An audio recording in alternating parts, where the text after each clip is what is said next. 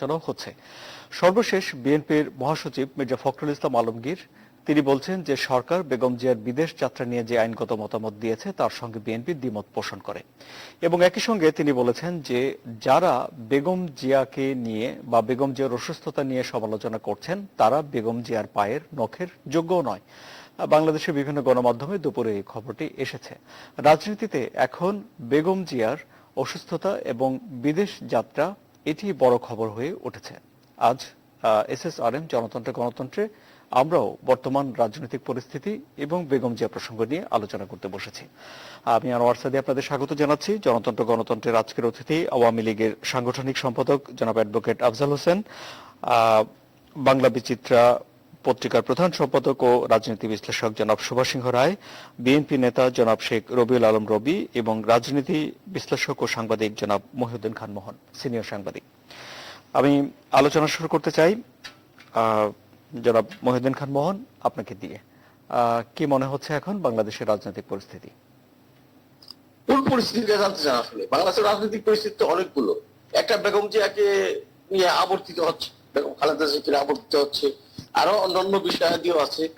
আজকে আপনি যে প্রসঙ্গ অবতারণা করেছেন বেগম খালেদা জিয়ার অসুস্থতা এবং তার যে বিদেশ যাত্রার ইস্যুটা, এটা আসলে এটা নিয়ে আলোচনা করা খুব ডিফিকাল্ট এই জন্য এখানে অনেকগুলো বিষয় আছে। আইনি বিষয় আছে, আদালতের বিষয় আছে, আবার রাজনৈতিক বিষয় আছে।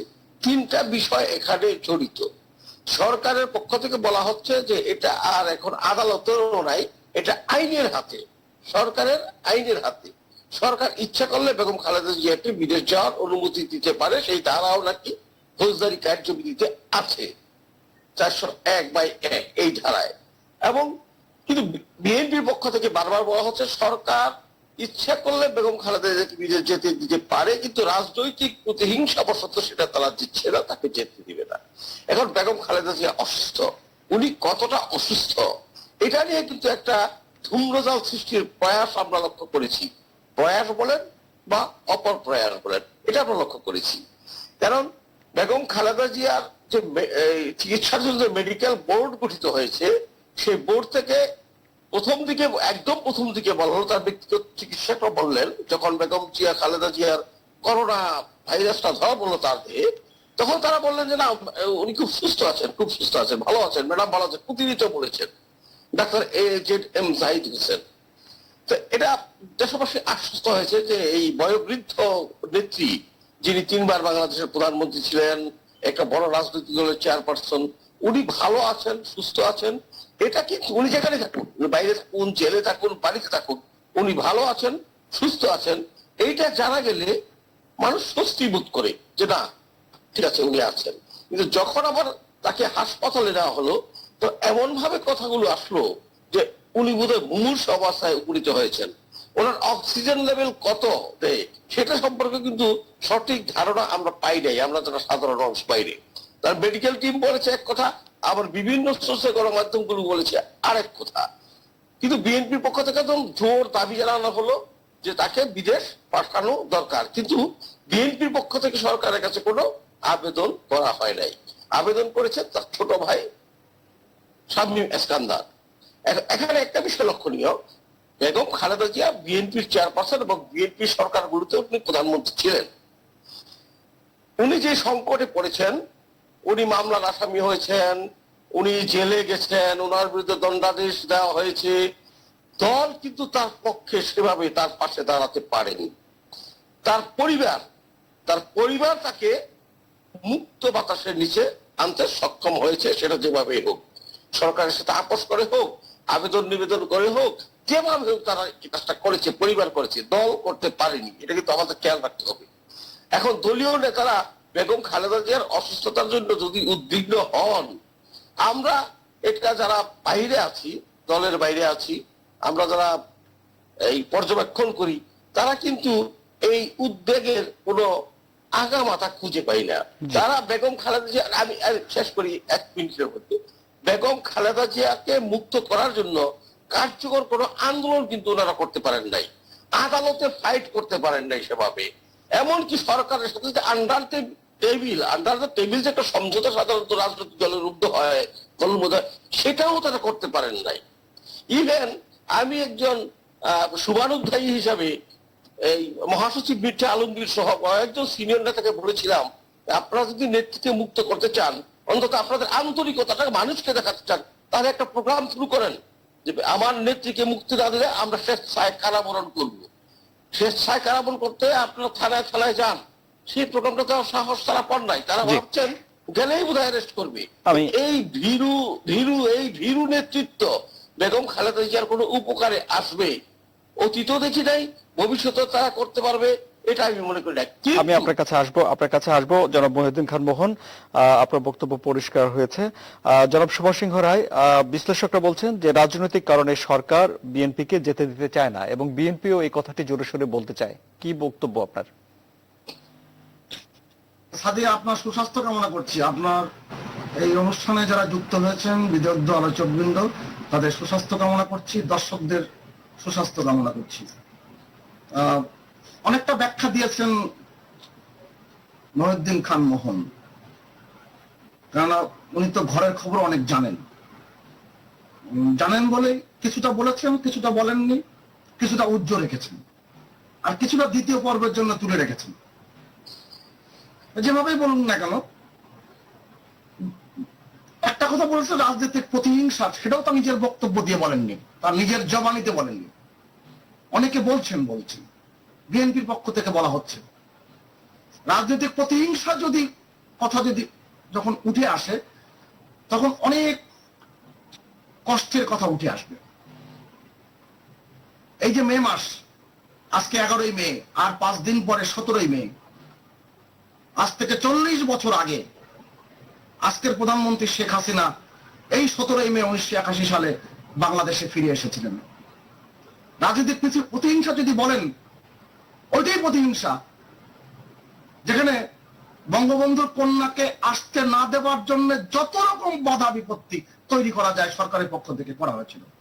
আপনি জানেন 17ই মে 1981 সালের যদি সবকটি বাংলা এবং ইংরেজি পত্রিকা তখন যেটা ছাপা হয়েছিল, প্রতিটা পত্রিকায় কিন্তু আপনি দেখবেন হয় প্রথম পৃষ্ঠা অথবা শেষ পৃষ্ঠায় একটি শিরোনাম ছিল, শেখ হাসিনা আগমন প্রতিরোধ কমিটি আপাতত তাদের কর্মসূচি স্থগিত করেছে। এবং তার আগে পরিস্থিতিটা কি ছিল বাংলাদেশে এবং কাদের নেতৃত্বে আগমন প্রতিরোধ কমিটি হয়েছিল, আহ্বায়ক কে ছিলেন, পরবর্তীতে জিয়াউর রহমান সাহেবের তিনি মন্ত্রী হয়েছিলেন, তার পরবর্তীতে বেগম খালেদা জিয়ার সময় স্পিকার হয়েছিলেন, এই নানান কথা। প্রতিহিংসার কথা যদি বলা হয়, 2004 সালের 21 আগস্টের ঘটনা এর চেয়ে বেশি বড় প্রতিহিংসার উদাহরণ কিন্তু পৃথিবীতে নাই। এটা বাস্তবতা। যদি প্রতিহিংসার কথা বলেন, বঙ্গবন্ধুর হত্যাকাণ্ডের বিচার করা যাবে না, সেটার জন্য পার্লামেন্টে আইন তৈরি করেছেন, খুনি খন্দকার মোস্তাক করেছেন ইনভেন্টরি অর্ডিন্যান্স, আর জিয়াউর রহমান সাহেব করেছিলেন সেটা আইনে পরিণত করেছিলেন। এবং তার সাথে জেল হত্যাকাণ্ড সহ ওই সময়ের ব্যবধানের মধ্যে যতগুলো হত্যাকাণ্ড হয়েছিল সমস্ত হত্যাকাণ্ডের বিচার করা যাবে না, এই আইন করা হয়েছিল। এটি বলে রাজনৈতিক প্রতিহিংসা। এবং ইতিহাসে কিন্তু নতুন নতুন ঘটনার এই বিএনপি যখন শাসন আমলে থাকে তখন আসে। অনেকটা কথা বলবার চেষ্টা করেছেন মোহন ভাই হয়তো সব কথা বলতেও পারবেন না, এবং কিছুটা ভদ্রতার খাতিরে এবং কিছুটা বোধগম্য কারণে। আপনি দেখেন শ্যামাপ্রসাদ মুখার্জি খুব বড় নেতা ছিলেন, জেলখানায় কিন্তু তার মৃত্যু হয়েছিল। আমরা যাদের কথা বারবার শুনি এসে নকশাল আন্দোলন, চারু মজুমদার নকশালবাড়ির আন্দোলন, সেও কিন্তু কোনো দণ্ডিত হননি আদালত দ্বারা, কিন্তু জেলখানার ভিতরে কিন্তু তিনি মারা গিয়েছিলেন। রাজনীতির ইতিহাসে অনেকগুলো ঘটনা আছে। আমি বেগম খালেদা জিয়া, কিন্তু আওয়ামী লীগ বলছে যে আওয়ামী লীগ সরকার একটি মানবিক সরকার। আমি সেটাই তো আসছি। আমি একদম শেষ করবো এক বাক্যে। আপনার আমি কি কথা বেশি বলে ফেললাম নাকি? না, বলুন, আপনি বলুন, শেষ করুন আপনার কথা। আমি শেষ করি। আপনাকে আপনি জানেন যে ব্রিটিশ সরকারের সময় ব্রিটিশ পার্লামেন্টের আইরিশ এমপি ববি স্যান্ডার্সকেও কিন্তু মুক্তি দেওয়া হয়নি প্যারোলে। আপনি দেখেন তারেক জিয়া সাহেব, তিনি এখন লন্ডনে বসবাস করছেন, তিনি যাওয়ার সময় তার শারীরিক যে অবস্থা ছিল, ওখানে যাওয়ার পরে কিন্তু তার শারীরিক অবস্থা কিন্তু তেমনটা দৃশ্যমান হয়নি। যাই হোক, ওই আলোচনা মানবিক ব্যাপার। আমি মানবিক দৃষ্টিতে বলি, বেগম খালেদা জিয়া, আমি একজন ওষুধ বিজ্ঞানের ছাত্র হিসেবে মনে করি তার বার্ধক্যজনিত অসুস্থতা দীর্ঘ সময় ধরে অনেক বছর যাবত তিনি যখন বাইরে ছিলেন তখন তার শারীরিক নানান ধরনের জটিলতা ছিল। তিনি নি রিপ্লেসমেন্ট করেছে মধ্যপ্রাচ্যে, তিনি তার দাঁতের ট্রিটমেন্ট করেছেন সিঙ্গাপুরে, নানান রকম সমস্যা কিন্তু তার হয়ে গেছে। বয়সজনিত কারণ তো আছে, তো বটেই, নিবৃত্তি আছেন এবং এক প্রকার কারাগারের মধ্যেই আছেন। কিন্তু একটা জিনিস মনে রাখা দরকার, তিনি যে আইনের যে ভাবে যে দ্বন্দ্বপ্রাপ্ত হয়েছেন এটা তো আপনাকে স্বীকার করতেই হবে। এবং মাননীয় প্রধানমন্ত্রী তিনি তার নির্বাহী আদেশ বলে তিনি যে তাকে ওই যে করোনাকালীন সময় একেবারে প্রথম দিকে তাকে যে বাসায় এসে তার বাসায় চিকিৎসা নেওয়ার যে সুযোগটুকু করে দিয়েছেন, এই ব্যাপারটি কিন্তু বিএনপির কারণে কিন্তু হয়নি, যেটা মোহন ভাই বলার চেষ্টা করেছেন। একেবারে পারিবারিক ভাবে আবেদন করা হয়েছিল এবং সেই আবেদনের প্রেক্ষিতে মাননীয় প্রধানমন্ত্রী আওয়ামী লীগ সরকার এই দায়িত্বটি পালন করেছেন এবং একটি অসাধারণ দায়িত্ব পালন করেছেন। রাজনৈতিক প্রতিহিংসার কথা আসে তাহলে তার সাথে যে কর্মসহযোগী, সেই কর্মসহযোগী কিন্তু দ্বন্দ্বপ্রাপ্ত না, তাকেও কিন্তু জেলখানায় তার বিবেচনায় বেগম খালেদা জিয়ার ইচ্ছাতেই তাকে রাখতে দেওয়া হয়েছে। জি, মানবিক আমি আপনার কাছে আবার আসবো। জনাব শেখ রবিউল আলম রবি, বিএনপি নেতাদের বিরুদ্ধে বেশ বিস্তর অভিযোগ পাওয়া গেল, কি বলবেন? অভিযোগ করি না। সুভাষ দা বলছিলেন, বলেন ভালো, আমার পছন্দেরও মানুষ বিএনপি করি নাই না, তার বক্তব্যের অন্তর্নিহিত তাৎপর্য যদি বিশ্লেষণ করেন, সুভাষদার মধ্যে অনেকগুলি ক্ষোভ প্রকাশ পেয়েছে। অর্থাৎ তিনি তার প্রতিহিংসা উপস্থাপন করতে গিয়ে সেই প্রতিহিংসার রেশ ধরে এখন বেগম খালেদা জিয়ার প্রতি যে প্রতিহিংসা চলছে সেটি প্রকার অন্তরে তুলে ধরার চেষ্টা করেছেন। তার বক্তব্য এইরকম আমার কাছে মনে হয়েছে যে আওয়ামী লীগের বিরুদ্ধে অনেকগুলি প্রতিহিংসা হয়েছে, অতএব বেগম খালেদা জিয়ার বিরুদ্ধে প্রতিহিংসা। একটু মার্জনা করবেন, আমি মোহন ভাইয়ের কথার পরিপ্রেক্ষিতে মোহন ভাই কিছুটা বিশ্লেষণ করেননি, তিনি না না না, আপনি যেভাবে বিশ্লেষণ করেছেন সেভাবে মোহন ভাই বলেছে বলে আমার মনে হয় না। সুভাষ দা, আপনি যেভাবে বলেছেন মোহন ভাই সেভাবে বলেছেন আমি মনে হয় না। আপনার কৌশলটা এইটাই। আর আমি বক্তব্য রাখি, সুভাষ দা আপনার যোগ্যতা এইটাই যে আপনি এইভাবে ইউটার্ন করাতে পারেন একজনের বক্তব্যকে, কিছুটা সত্য, কিছুটা মিথ্যা, কিছুটা সাহিত্য, কিছুটা আবেগ, এইগুলি দিয়ে আপনি আপনার মতো করে উপস্থাপন করেন, যা দল হিসাবে আওয়ামী লীগ উপকৃত হয় এবং আওয়ামী লীগকে সমর্থন করা হয়, প্রতিষ্ঠিত করা হয়। এটাই হচ্ছে আপনার কারিসীমা সুভাষ দা। এখন এই যে বললেন যে মাননীয় প্রধানমন্ত্রী আওয়ামী লীগ প্রধান 17ই মে প্রত্যাবর্তন করেছিল, তাই না? কেন তিনি বাইরে ছিলেন? বঙ্গবন্ধু হত্যার পর তো পরপর 2 জন ব্যক্তি আওয়ামী লীগের শাসক ছিল, মুস্তাক এবং পরবর্তীতে সায়েম। কেন মাননীয় প্রধানমন্ত্রী দেশে ফিরতে পারলেন না? কারণ আওয়ামী লীগের কাছ থেকে যারা ক্ষমতা দখল করেছিল, বঙ্গবন্ধু এবং তার পরিবারকে রাজনীতি এবং ক্ষমতার বাইরে নেওয়া হয়েছিল, বাকি ক্ষমতাটা আওয়ামী লীগই দখল করেছিল। মাননীয় প্রধানমন্ত্রী আসতে পারেননি। 81-র 17ই মে যখন আসলেন তখন জিয়াউর রহমান ক্ষমতায় ছিলেন এবং তিনি মাননীয় প্রধানমন্ত্রীকে এসে সুযোগ করে দিয়েছিলেন রাজনীতি করার। এটা প্রতিহিংসা না, এটা উদারতা। আপনার কাছে হয়তো প্রতিহিংসা হয়েছে দাদা। দ্বিতীয়ত আপনি দেখবেন যে এই যে অভিযোগ বেগম খালেদা জিয়ার বিরুদ্ধে সম্পূর্ণ মিথ্যা, ভিত্তিহীন, বানোয়াট অভিযোগ। এজাহারও নির্বাহী আদেশে হয়েছে, রায়ও নির্বাহী আদেশে হয়েছে, এর বিচার প্রক্রিয়াও নির্বাহী আদেশে হয়েছে। এখন তিনি যে নির্বাহী আদেশে বেরিয়ে আছেন, গৃহ অন্তরীণ আছেন, নির্বাহী আদেশে হয়েছে, অর্থাৎ রাজনৈতিক প্রতিহিংসা বশত হয়েছে। এই জায়গায় কোনো সন্দেহ নেই, কোনো সুযোগ নেই। বেগম খালেদা জিয়া গুরুতর অসুস্থ, এটা কে জানে? সরকারের জানার প্রয়োজন হলে সরকার একটা মেডিকেল টিম গঠন করে জেনে দেখুক তার শরীরের অবস্থাটা কি, জানতেই তো পারে। ওইখানকার কোন টেস্ট রিপোর্টটা সরকারের হাতে নেই, নিশ্চয়ই আছে, আমি যা বুঝি। কারণ তাদের ভীতি রয়েছে বেগম খালেদা জিয়ার প্রতি, যে তার রাজনৈতিক গ্রহণযোগ্যতা, তার নেতৃত্ব আওয়ামী লীগের ক্ষমতা হারানোর ভীতির কারণ। কারণ তিনি গণমানুষকে নেতৃত্ব দেয়, গণমানুষের সমর্থিত নেত্রী, এবং বাংলাদেশের স্বাধীনতা, বাংলাদেশের গণতন্ত্র, বাংলাদেশের সুশাসন, বাংলাদেশের মনে করেন যে আজকে সমৃদ্ধি, এত সিংহভাগ অবদান রয়েছে বেগম খালেদা জিয়ার সরকারের। যার ফলে মানুষের কাছে তার গ্রহণযোগ্যতা আছে। আওয়ামী লীগ মানুষকে ভয় পায় আর বেগম খালেদা জিয়াকে ভয় পায়, জনগণকে ভয় পায়, বেগম খালেদা জিয়াকে ভয় পায়, তার নেতৃত্বকে ভয় পায়, বিএনপিকে ভয় পায়। যার জন্য আওয়ামী লীগ যে প্রক্রিয়ায় ক্ষমতায় আছে তারা চায় না নিশ্চিত যে বেগম খালেদা জিয়া সুস্থ হয়ে আবার রাজনীতিতে প্রত্যাবর্তন করুক। এই জায়গায় সরকারের ভীতি রয়েছে। হয় বেগম খালেদা জিয়াকে জেলে থাকতে হবে, নতুবা গুরুতর অসুস্থ থাকতে হবে। এটাই হচ্ছে আওয়ামী লীগ সরকারের এখনকার নীতি। কারণ বিএনপি এবং বাংলাদেশের জাতীয়তাবাদী দলকে নিয়ন্ত্রণ দমন পীড়নের জন্য বেগম খালেদা জিয়ার দল থেকে যত ডিটাচ রাখা যাবে সেটা হচ্ছে আওয়ামী লীগের জন্য সুখকর হবে বা স্বস্তিকর হবে, কিন্তু প্রকৃতপক্ষে সেই সুখকর এবং স্বস্তিকর হওয়ার কোনো সুযোগ নেই। হ্যাঁ, আমি আপনাদের কাছে ওই দৈন্য ওই মানবতা চাইবো না, আমার দল চাইনি। আমরা এটাকে রাজনৈতিকভাবে মোকাবেলা করেছি এবং আগামীতে করব। আমরা এটাকে আইনিভাবে মোকাবেলা করেছি, আগামীতে করব। যেহেতু আপনি মোকাবেলার প্রসঙ্গে আসলেন, শেখ রবিউল আলম রবি, জনাব মহিউদ্দিন খান মোহন এবং সুভাষ সিংহ রায় বলেছেন যে বেগম জিয়াকে বাইরে নিয়ে এসেছে তার পরিবার, বিএনপি নেতারা বেগম জিয়ার জন্য কোনো ভূমিকা রাখতে পারেনি। দুজনেই অভিযোগ করেছেন, কি বলবেন আপনি? আপনি তো বেগম খালেদা জিয়া যে রাজনৈতিক মামলায় উনি সাজাপ্রাপ্ত হয়েছেন, নির্বাহী আদেশ হয়েছেন, সরকার এটা গায়ের জোরে করেছে, সেটার জন্য আমরা কোনো কার্যকর বড় আন্দোলন করার নীতিগত সিদ্ধান্ত হয়নি। এবং দেখবেন যে বিএনপি বড় ধরনের কর্মসূচিতে যায়নি। আমরা প্রথম দিকে আশা করেছিলাম যে আমরা একটা ন্যায় বিচার অন্তত বিচার বিভাগের কাছ থেকে পাবো, সেটা থেকে পাইনি। ঠিক আছে, আর এই সমস্ত গুরুতর যে নির্যাতন, তার বিরুদ্ধে পরিবারকেই আবেদন করতে হয়, দলের আবেদন করার কোনো সুযোগ নেই। বিএনপি একটা বড় রাজনৈতিক দল, সে সরকারকে রাজনৈতিক ভাবেই আপনার ফেস করতে চায়। এখানে সরকারের কোনো অনুগ্রহ করুণার বিএনপি প্রত্যাশা ওইভাবে করে না। তবে এটা ঠিক যে বাংলাদেশের রাজনীতিতে সৌহার্দ্যতা যদি থাকতো, বাংলাদেশের রাজনীতিতে ধরেন একটা ন্যূনতম মানবিক বোধ তো রয়েছে আমাদের মধ্যে, তাই না? জাতি হিসেবে রয়েছে। একজন গুরুতর অসুস্থ ব্যক্তি, তাকে আপনি চিকিৎসার সুযোগ দেবেন না, দেশের মধ্যে দিবেন না, বঙ্গবন্ধু হাসপাতালে রাখলেন, কোনো সুযোগ দিলেন না। তারপরে ধরেন তিনি গৃহ অন্তরীণ আছেন, সেখানেও রেস্ট্রিকশন রয়েছে। গুরুতর অসুস্থ, জীবনের ঝুঁকি রয়েছে, দেশের বাইরে যাবেন, সেখানেও বাধা সৃষ্টি করেছেন। অর্থাৎ সরকার এটা বিবেচনা করতে পারত, এটা দুঃখ কষ্টের এবং ধরেন বেদনা। আওয়ামী লীগ যে প্রক্রিয়ায় এটা করেছে সেটা বাংলাদেশের মানুষের কাছে গ্রহণযোগ্যতা পায়নি। এখন আপনি যদি বলেন যে সরকার মানবিক হবে না, we have nothing to say, আমাদের কিছু বলার থাকে না।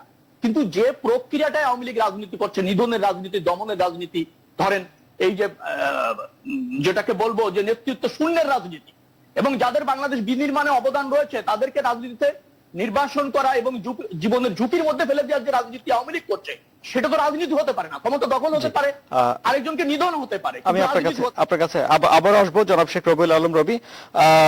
যাচ্ছি জনাব অ্যাডভোকেট আফজাল হোসেনের কাছে, তিনি আওয়ামী লীগের সাংগঠনিক সম্পাদক। জনাব অ্যাডভোকেট আফজাল হোসেন, শেখ রবিউল আলম রবি অভিযোগ করেছেন, তিনি বলছেন যে বর্তমান সরকারের, আওয়ামী লীগ সরকারের নীতি হলো যে বেগম জিয়াকে সুস্থ হয়ে রাজনীতি করতে দেবে না এই সরকার, এটি সরকারের নীতি তিনি বলছেন। আপনি কি বলবেন? ধন্যবাদ আপনাকে।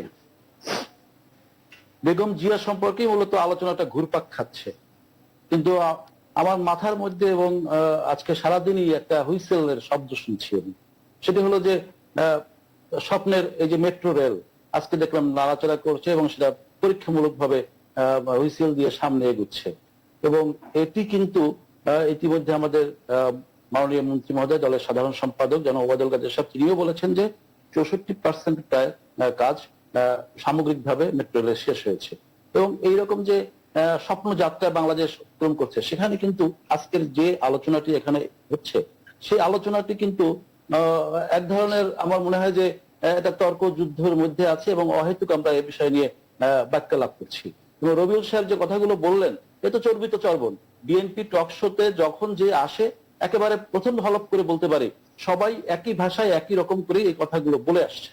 কিন্তু বাস্তবতা হলো যে বিএনপি বাংলাদেশে যে রাজনীতিটা করে এবং যে রাজনৈতিক প্রক্রিয়ার মাধ্যমে বিএনপির বাংলাদেশের জন্ম, সেটি কিন্তু আমরা সকলেই জানি। গত কয়েক দশকের বাংলাদেশের রাজনৈতিক অভিজ্ঞতা আমরা জানি। এখানে সুভাষ সিংহ রায় আছেন, এখানে মোহন ভাই আছেন, আমরা সকলেই জানি যে এই বাংলাদেশে গত কয়েক দশকে যে বাংলাদেশের রাজনৈতিক গতি প্রকৃতি, এখানে কোন নেতৃত্ব কি অবস্থায় কি ভূমিকা পালন করেছে, দেশ বিরোধী কে ভূমিকা পালন করেছে, দেশের পক্ষে কে ভূমিকা পালন করেছে, এই সবগুলোই কিন্তু আমাদের জানা। এবং এই রাজনৈতিক দল গঠন প্রক্রিয়া কিভাবে বিএনপি হয়েছে সেটাও আমরা জানি। সামরিক শাসনের উচ্ছিষ্ট ভোগ করে কিভাবে এই দল তৈরি করা হয়েছে সেটাও আমরা জানি। সুতরাং সেই দল বাংলাদেশে এখন কি মানুষের পাশে কোন পর্যায়ে কিভাবে দাঁড়াবে এবং তাদের কাছে মানুষের প্রত্যাশা কতটুকু, সেটাও ইতিমধ্যে মানুষের জানা হয়ে গেছে। এখন যেটা হলো যে আজকে যে এই যে বেগম খালেদা জিয়া, তাকে নাকি আওয়ামী লীগ ভয় পায় অথবা বিএনপি কে ভয় পায়, আমি একেবারে সরাসরি বলতে পারি আসলেই দেশের জনগণ বেগম খালেদা জিয়াকে, বিএনপি কে অথবা তারেক জিয়া এই যে রাজনৈতিক দর্শনে এই সামরিক শাসন উচ্ছিষ্ট ভোগ করা যে রাজনৈতিক দর্শন বাংলাদেশে, স্বাধীনতা সার্বভৌমত্বের চেতনার বিরুদ্ধে যে রাজনৈতিক দর্শন বাংলাদেশে, সেই অপরাজনীতিকে মানুষ ভয় সত্যি পায়। এবং আমি সত্যিই বলছি, আপনিও সঠিক বলেছেন রবিউল ভাই, যে আসলে বেগম খালেদা জিয়া অথবা এই যে বিএনপির রাজনীতি, যারা হত্যা, খুন, সন্ত্রাস, রাহাজানি, জঙ্গিবাদকে উস্কে দেওয়া, মানুষকে হত্যা করা এবং বিরুদ্ধ মতাবলম্বীকে জনাব অ্যাডভোকেট আফজাল হোসেন, জনাব শেখ রবিউল আলম রবি বলছেন যে বেগম জিয়ার বিচার প্রক্রিয়া রায় হয়েছে নির্বাহী আদেশে এবং এই সবকিছু করা হয়েছে রাজনৈতিক প্রতিহিংসা চরিতার্থ করার জন্য। রাজনৈতিক প্রতিহিংসা, এখানে আমি যেটা বলবো যে আমরা আসলে একটা জায়গা থেকে সবাই সরে যাচ্ছি, সেটা হলো যে আইন কিন্তু অন্ধ। এখানে কিন্তু বিএনপি, আওয়ামী লীগ অথবা অন্য কিছু, আফজাল হোসেন, রবিউল ভাই অথবা সুভাষ সিংহ, আইন কিন্তু এগুলো বিচার বিশ্লেষণ করে না।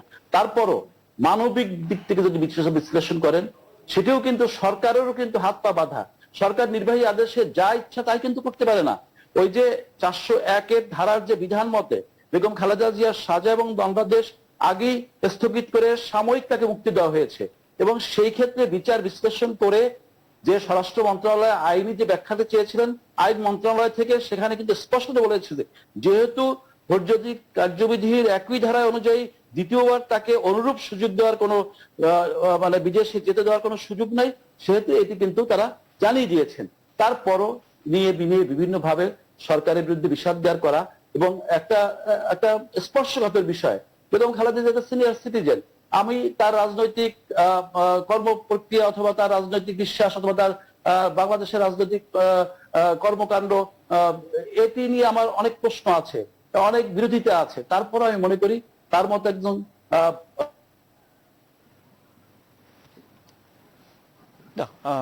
সংযোগ বিচ্ছিন্ন হয়ে গেছে, আমরা বরং একটা বিরতি নেই।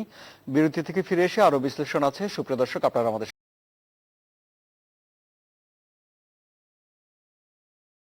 মহিউদ্দিন খান মোহন, জনাব অ্যাডভোকেট আফজাল হোসেন বলছেন যে বেগম জিয়া এবং বিএনপি যে আদর্শে রাজনীতি করে তাকে মানুষ ভয় পায়। কি বলবেন আপনি? না, ভয় পাওয়ার বিষয়টা কিন্তু আপেক্ষিক। কে কাকে কি কারণে ভয় পায়? মানুষ বিএনপি কে ভয় পায় এটা আফজাল ভাই বলতেই পারেন, তার অবস্থান থেকে বলতে পারেন, কিন্তু আদতে কি মানুষ বিএনপি কে ভয় পায়? আচ্ছা, বাংলাদেশে যদি 40% লোক বিএনপি সমর্থক হয়, তাহলে বর্তমান সময়ে বিএনপি সমর্থক কত? 18 কোটির মধ্যে 7 কোটি 20 লক্ষ লোক। এটা হিসাব দিলাম আমি। তারা বিএনপি কে কেন ভালোবাসে, তারা কেন বিএনপির পেছনে আসছে, তারা কি বিএনপি কে ভয় পায়? হ্যাঁ, ভয় পাবে তো তারা যারা বিএনপির প্রতিপক্ষ, যারা বিএনপি কে মোকাবেলা করতে চায়, তারা ভয় পেতে পারে অনেক সময় নিজেদের দুর্বলতার কারণে, নিজেদের অবস্থানগত দুর্বলতার কারণে, নিজের জনপ্রিয়তার কারণে বা নিজেদের কর্মকাণ্ডের কারণে তারা বিএনপি কে ভয় পেতে পারে। এই জন্য যে হয়তো তাদের যে কোনো সময় পাপ ফসকে পড়ে গেলে বিএনপি সেই জায়গাটা দখল করে নিতে পারে। আর বেগম খালেদা জিয়া একজন সাধারণ গৃহবধূ থেকে রাজনীতিতে এসে যে ক্যারিসম্যাটিক লিডারশিপ উনি দেখিয়েছেন, সেটার তুলনা তো ইতিহাসে একমাত্র বেগম খালেদা জিয়া নিজেই। আমি বিএনপি করি বা না করি, আমি বিএনপি রাজনীতির সাথে আর থাকি বা না থাকি, কিন্তু আমাকে যদি ইতিহাসের সত্যকে স্বীকার করতে হয়, তাহলে বলতে হবে বেগম খালেদা জিয়া এই দেশে একজন কৃতি রাজনীতিবিদ এবং একজন সফল রাজনীতিবিদ। আজকে একটা ভিন্নতর পরিস্থিতিতে বেগম খালেদা জিয়া একটা বেকায়দা অবস্থায় অবস্থান করছেন। তার নানা ধরনের সংকট তার চারিদিকে তাকে ঘিরে ধরেছে। এখানে একটা ব্যাপার হলো, আমাদের মতো দেশে আগে যেটাকে থার্ড ওয়ার্ল্ড বলা হতো, এই সমস্ত যে পলিটিক্যাল পাওয়ার একটা বড় বিষয় মানুষের টিকে থাকার জন্য, মানুষের কাজ করার জন্য। আজকে বেগম খালেদা যদি বিরোধী দলের নেত্রী না হয়ে প্রধানমন্ত্রী হতেন, তাহলে ওই 111 স্বৈরাচারী সরকারের আমলে তার বিরুদ্ধে যে কয়টা মামলা হয়েছিল, ওই কয়টা মামলার রায় তো অনেক দূরের ব্যাপার, কোনো অস্তিত্বই থাকতো না ওই সমস্ত মামলার। ধুয়ে মুছে সাফ হয়ে যেত। এরকম কিন্তু অনেক মামলায় কিন্তু ধুয়ে মুছে সাফ হয়ে গেছে বিভিন্ন প্রক্রিয়ায়, কোনোটা আইনি প্রক্রিয়ায়, কোনোটা আদালতের প্রক্রিয়ায়, কোনোটা নির্বাহী আদেশে। সুতরাং ক্ষমতা হলে একটা বড় জিনিস। আজকে বেগম খালেদা জিয়ার দুর্ভাগ্য যে 2008 ইলেকশনে উনি এবং ওনার দল বিজয় লাভ করতে পারেননি। যদি বিজয় লাভ করতেন, তাহলে এদেশের তাহলে ইতিহাস আপনি বলছেন যে অন্যরকম হতো। পরিস্থিতি ভিন্ন হতো বলছেন আপনি। অনেক ধন্যবাদ আপনাকে জনাব মহিউদ্দিন খান মোহন। জনাব সুভাষ সিংহ রায়, যারা, জি জনাব মোহন শেষ করুন, বলুন। সুতরাং আজকে উনি যে অবস্থায় আছেন, যে পরিস্থিতি আছেন, এইটা একটা আপনাকে ওই নির্মোহ দৃষ্টিতে বিশ্লেষণ করলে আগাগোড়া পুরো পরিস্থিতিটাই আপনাকে দেখতে হবে। সে অনেক ধন্যবাদ। শুরু করে আজ পর্যন্ত। অনেক ধন্যবাদ। আপনার কথা পরিষ্কার। জনাব সুভাষ সিংহ রায়, যারা বিএনপিকে যারা মোকাবেলা করছে তারা যদি পা পিছলে যায় তাহলে সেই জায়গা বিএনপি নিয়ে নিতে পারে, এটি যারা মোকাবেলা করছে তাদের ভয়ের বিষয়। জনাব মোহন বলছেন, কি বলবেন আপনি? মোহন ভাই তো অনেক কথাই বেশ কায়দা করে বলেছেন, এবং আমি তো প্রথমবারই বলেছি তিনি প্যাসিভ ভয়েসে বেশ কয়েকটি কথা বলার প্রথম ধাপে চেষ্টা করেছেন। এবার কিছুটা বেরিয়ে আসছেন। ধন্যবাদ মোহন ভাই, আপনি স্বরূপে আবির্ভূত হওয়ার জন্য। আমি যে কথাটি বলবো যে সেই বিখ্যাত কবিতার লাইন যে কথা কহে বিস্তর, মিসাজে কহে বিস্তর, ইতিহাসের সাথে কিন্তু আপনাকে ফিরে যেতে হবে, এবং ইতিহাসের পাদটিকা কিন্তু আমাদেরকে স্মরণ করতেই হবে। মোহন ভাই বলেছেন যে বিএনপি দুর্ভাগ্য, আর জাতির সৌভাগ্যের কারণে বিএনপি যদি 2008 সালে রাষ্ট্র ক্ষমতায় আসতো, তাহলে বিন লাদেন ওই পাকিস্তানের আহমেদাবাদ থেকে গ্রেপ্তার না হয়ে হয়তোবা বাংলাদেশের সাভারের কোনো একটি বিল্ডিং থেকে কিংবা গাজীপুরের কোনো একটি ভবন থেকে গ্রেপ্তার হতো। বাংলাদেশ থেকে যেই অবস্থায় নিয়ে যাওয়া হয়েছিল, কথার তো শেষ নাই, আর মন গড়ার যুক্তিরও শেষ নাই, আর কাল্পনিকতারও শেষ নাই। লক্ষ্য করার বিষয়, আমার খুব প্রিয় মানুষ শেখ রবিউল আলম ভাই যে কথাটি বলেছেন যে জিয়াউর রহমানের নাকি মানবিকতা এবং উদারতার জায়গা ছিল, যে 1981 সালের 17 মে যখন শেখ হাসিনা ফিরে আসেন। ইতিহাস একটু পাঠ করা প্রয়োজন। 81 সালের 13 ফেব্রুয়ারি থেকে 15 ফেব্রুয়ারি এই 3 দিন আওয়ামী লীগের কাউন্সিলে সর্বসম্মতিক্রমে শেখ হাসিনা সভাপতি নির্বাচিত হয়েছিলেন। এবং তারপরে আমি যেটা বললাম, শেখ হাসিনা আগমন প্রতিরোধ কমিটি, মোহন ভাই যদি এখন খুঁজে দেখেন 17 মে পত্রিকাগুলো, কারা কারা এই কমিটির মেম্বার ছিলেন, তারা এর পরবর্তী রাজনৈতিক অবস্থান কি ছিল। 32 নম্বর বাড়িতে ঢুকতে পারেন নাই শেখ হাসিনা। এবং তার আগে যেই 4 জন খ্যাতিমান ব্যক্তিত্ব, যে sir Thomas William, Shane McBride, Geoffrey Thomas, Aubrey Rose, এরকম আন্তর্জাতিক খ্যাতিসম্পন্ন আইনজীবীরা, তারা বঙ্গবন্ধু হত্যাকাণ্ডের যে আন্তর্জাতিক তদন্ত কমিটির মেম্বার হয়েছিলেন, তারা বাংলাদেশে আসতে চেয়েছিলেন। জিয়াউর রহমান তাদেরকে ভিসা দেন নাই। এমনকি শেখ রেহানার পাসপোর্ট যখন জমা দেওয়া হয়েছিল ভিসার এক্সটেনশন করবার জন্য, সেখানেও পাসপোর্টটা ফেরত দেওয়া হয় নাই। অনেক দুর্ভাগ্যজনক কথা রয়েছে, অনেক রকম কথার জাল বিস্তার করা যাবে। আমি একটা কথা মনে করি যে বেগম খালেদা জিয়া আজকের যে পরিস্থিতিতে পড়েছেন, এটার জন্য তার চেয়েও বেশি দায়ী তার দল। কারণ তার দল একটি আত্মহননমনস্ক দল। সেই দলটির এখন যদি আপনি ব্যাখ্যা করেন, সেই দলটি ব্যাখ্যা করা খুব মুশকিল। এবং যে অঙ্ক কষে কষে, জানি না মোহন ভাই যে অঙ্কর হিসাব দেখালেন, 7 কোটি 20 লক্ষ 40 লক্ষ বিএনপি যারা সমর্থক, যারা অনুষ্ঠানটি দেখছেন, তারা এটা বিশ্বাস করেন কিনা। কেন প্রাসঙ্গিকতা হারিয়ে বিএনপি অনেক দূর চলে গিয়েছে। এবং সেই জায়গায় এখন তো মাঝে মাঝে মনে হয় বিএনপির নেতারা কি চান বেগম খালেদা জিয়া সুস্থ হোক।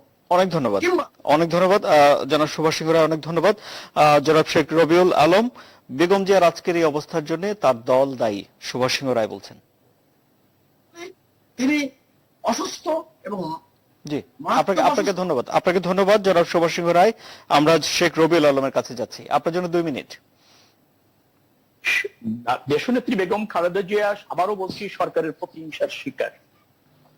এর জন্য বিএনপির ব্যর্থ বা বিএনপি দায়, এটা বলার সুযোগ নেই। আর হ্যাঁ, মোহন ভাই এবং সুভাষ দা দুজনই বলতে চাচ্ছিলেন যে বিএনপির কিছু ব্যর্থতা রয়েছে দল হিসাবে। কিন্তু আপনাকে মনে রাখতে হবে যে একটা রাজনৈতিক দল যখন রাজনীতি না থাকে, রাজনীতি যখন নিধন করা হয় এবং গণতন্ত্র বা ভোট প্রক্রিয়া যখন নির্বাসিত করা হয়, তখন কিন্তু রাজনৈতিকভাবে একটা দানবীয় সরকারকে মোকাবেলা কঠিন করা হয়। কারণ রাজনীতি যদি না থাকে, আবার যদি জনগণের ধরেন ভোটাধিকারের ভিত্তিতে সরকার পরিবর্তনের পথ যদি বন্ধ হয়ে যায়, তখন কিন্তু রাজনৈতিকভাবে মোকাবেলা করা বেশ কঠিন। হ্যাঁ, সেই জায়গা থেকে আপনি যদি বলে থাকেন তো একটা সংকটের মধ্যে তো জাতীয় রাজনীতি রয়েছে এবং বিএনপি তো সেই জাতীয় রাজনীতির সংকটের বাইরে না। আরেকটা প্রক্রিয়ায় অনেক সময় আপনি দেখেছেন যে রাজনীতিতে একটা সমঝোতা হয়, যে ঠিক আছে যে সরকারি দল অনেক অন্যায় করেছে, আইনের অপব্যবহার করেছে, নিধন করেছে, তার থেকে তারা বেরিয়ে আসতে চায়। সেই প্রক্রিয়াটা যদি হয় তাহলে বিহাইন্ড দ্য সিন যেটা মোহন ভাই বলতে চেয়েছিল যে একটা আন্ডারস্ট্যান্ডিং হয়, সেটা হচ্ছে সৌহার্দ্যপূর্ণ রাজনীতির আন্ডারস্ট্যান্ডিং, সেটা কিন্তু আত্মসমর্পণ না। কিন্তু বর্তমান সরকারটা যতটা প্রতিহিংসা পরায়ণ এবং ক্ষমতা লোভী, সেইখানে এই আন্ডারস্ট্যান্ডিংটা করারও কিন্তু রাজনৈতিক সুযোগ একেবারে সীমিত বলতে গেলে নাই, যার ফলে কিছুটা ব্যর্থতা আপনার কাছে মনে হচ্ছে। কারণ সরকার যে প্রক্রিয়া ক্ষমতায় আছে তার মধ্যে ভীতি কাজ করছে যে সমঝোতাটা যদি সফল না হয় অথবা ধরেন তাদের মতো করে না হয় তাহলে ক্ষমতা হারাতে পারে।